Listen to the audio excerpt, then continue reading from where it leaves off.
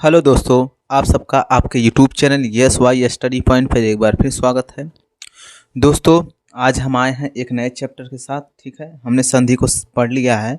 अब हम पढ़ेंगे समास के बारे में। ठीक है, इसके बारे में हम चर्चा करते हैं। तो ठीक है, सबसे पहले यदि आप हमारे चैनल पर नए नए आए हैं तो सब्सक्राइब, लाइक एवं कमेंट जरूर कीजिए। ठीक है, देखिए अब हम शुरू करते हैं, समास के बारे में पढ़ेंगे। ठीक है, तो सबसे पहले हम समास की परिभाषा जान लेते हैं। ठीक है, अगर यदि इसको हम साधारण भाषा में इस प्रकार हम देख सकते हैं कि दो शब्दों से मिलकर बना एक अर्थपूर्ण शब्द समास कहलाता है। ठीक है, इसको इस प्रकार समझ सकते हैं। ठीक है, या फिर इसको इस प्रकार जान सकते हैं कि दो या दो से अधिक शब्दों से मिलकर बने हुए नवीन एवं सार्थक शब्द को समास कहते हैं। ठीक है, सिर्फ आप इतना जान लीजिए कि दो शब्दों से मिला या फिर दो या दो से अधिक शब्दों से मिलकर बना एक शब्द जिसका अर्थ एक सार्थक हो, वही समास हमारा कहलाता है। ठीक है, और समास का जो है शाब्दिक अर्थ इसका होता है संक्षेप। ठीक है, इसका शाब्दिक अर्थ होता है संक्षेप,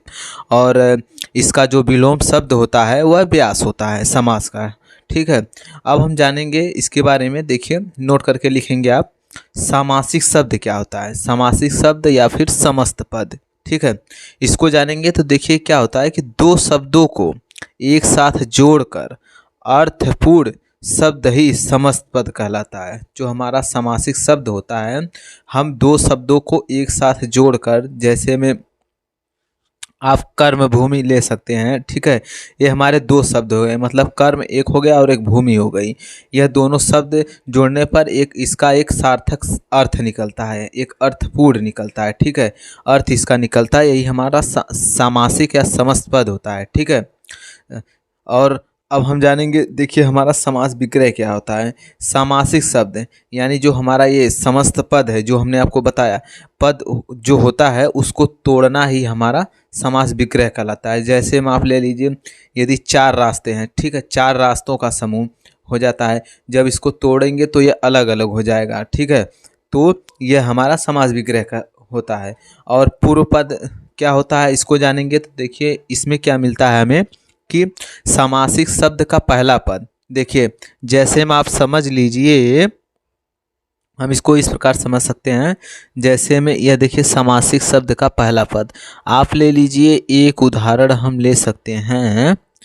हाँ, जैसे में आप देखिए यहाँ प्रतिदिन ले लीजिए। ठीक है, प्रतिदिन, इसने क्या कहा, यहाँ पूर्व पद क्या होता है, समासिक शब्द का पहला पद, जो यह हमारा प्रति है। ठीक है, एक मिनट, यह हमारा जो प्रति है, ठीक है, यह जो हमारा प्रति है, यह हमारा पहला पद हो जाता है, और जो यह दिन है यह हमारा दूसरा पद हो जाता है। ठीक है, इसको आप इस प्रकार समझ लीजिए उदाहरण से कि जो हमारा यह प्रतिदिन लिखा हुआ है, जो हमारा प्रति होता है, यह हमारा पहला पद होता है। समासिक शब्द का हमारा यह पहला पद होता है।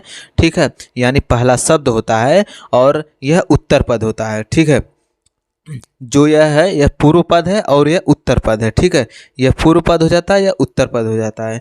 ठीक है, उसी प्रकार अब देखिए यह क्या हमें मिलता है कि जो हमारा पूर्व पद, तो इसको इस प्रकार समझ लिए, सामासिक शब्द का पहला पद। ठीक है, इसमें हमने बताया जो प्रतिदिन था, जैसा कि हमने आपको बताया, जो हमारा प्रतिदिन, हमने एक उदाहरण लेकर बताया, जो हमारा प्रति होता है, ठीक है, वह समासिक शब्द का, ठीक है, पूर्व पद होता है। ठीक है, समासिक शब्द का पहला पद, एक मिनट, जो समासिक शब्द का पहला पद होता है, ठीक है, ये हमारा समासिक शब्द है। हमने आपको बताया समासिक शब्द क्या होता है कि दो शब्दों को एक साथ जोड़कर, ठीक है, देखिए, दो शब्दों को एक साथ जोड़कर अर्थपूर्ण शब्द ही समस्त पद कहलाता है।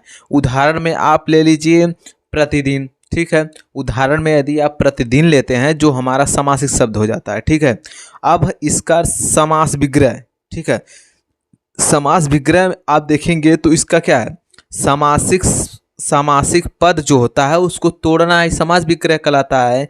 जैसे प्रतिदिन है, जब उसको हम तोड़ेंगे तो हमारा समास विग्रह हो जाता है। ठीक है, उसी प्रकार आगे देखते हैं तो जो हमारा पूर्व पद, मतलब पूर्व पद क्या होता है, उत्तर पद क्या होता है, जो समासिक शब्द का पहला पद होता है। यानी हमने उदाहरण में आपको बताया है, जो हमारा यह प्रतिदिन है, ठीक है, इसका यह जो प्रति है, ठीक है, यह पूर्व पद हो जाता है और जो दिन है वो यह उत्तर पद हो जाता है। ठीक है, तो यहाँ क्या आपको मिलेगा लिखने के लिए, जो समासिक शब्द का पहला पद पूर्व पद होता है और उत्तर पद जो होता है वह समासिक शब्द के बाद का पद। ठीक है, समासिक शब्द के बाद का पद जो होता है वह उत्तर पद होता है। ठीक है, अब देखिए प्रधान, इसको हम मुख्य भी कह सकते हैं। ठीक है, और गौड़, ये क्या होता है, देखिए ज़्यादा अर्थ रखने वाला पद प्रधान होता है। मतलब प्रतिदिन, प्रतिदिन में आप देख लीजिए तो इसमें प्रधान कौन है, इसमें देखिए दिन के बारे में बताया गया है। ठीक है, जो हमारा दिन है इसके बारे में बताया जा रहा है, जो प्रति है। ठीक है, प्रतिदिन हो जाता है, जो हमारा दिन है इसके बारे में इसका ज़्यादा अर्थ निकल रहा है, तो यह हमारा प्रधान हो जाता है। और गौण जो होता है कम अर्थ रखने वाला, मतलब जो हमारा प्रति है इसका कम अर्थ निकल रहा है, इसीलिए यह हो जाता है हमारा गौण। और जो दिन है इसका ज़्यादा अर्थ निकल रहा है। ठीक है, इसका इसीलिए यह हो जाता है प्रधान। या फिर आप इस प्रकार इसको समझ सकते हैं, चंद्रमा के समान जिसका मुख हो। ठीक है, चंद्रमा के समान जिसका मुख हो। ठीक है, तो इसमें मुख की प्रधानता समझ लीजिए। ठीक है, जो हमारा मुख है इसको बताया जा रहा है कि जो हमारा मुख है वह चंद्रमा के समान है, मतलब मुख की ज़्यादा प्रधानता है। मतलब जो हमारा मुख है इसके बारे में ज़्यादा बताया जा रहा है, ये इसीलिए यह हमारा प्रधान हो जाता है, मतलब यह मुख्य अर्थ हो जाता है, रखने वाला पद हो जाता है। और जो हमारा चंद्रमा है, मान लीजिए चंद्रमा है, यह हो जाता है गौड़। ठीक है, अब हम जानेंगे समास पद के समास के प्रकार के बारे में जानते हैं। तो देखिए प्रधानता के आधार पर समास जो है वह 4 प्रकार के होते हैं। ठीक है, देखिए पहला होता है अव्ययी भाव समास। ठीक है, अव्ययी भाव। दूसरा होता है तत्पुरुष समास, और तीसरा होता है द्वंद्व समास, और चौथा होता है बहुब्रीहि समास। ठीक है, जो हमारा तत्पुरुष समास होता है इसी के 2 पार्ट यह होते हैं, यह होता है कर्मधारय समास और यह होता है द्विगु समास, जो इसी के अंतर्गत आते हैं। तत्पुरुष समास के अंतर्गत ही ये दोनों आते हैं। तो हम इसको 5वां लिख सकते हैं और इसको 6वां लिख सकते हैं।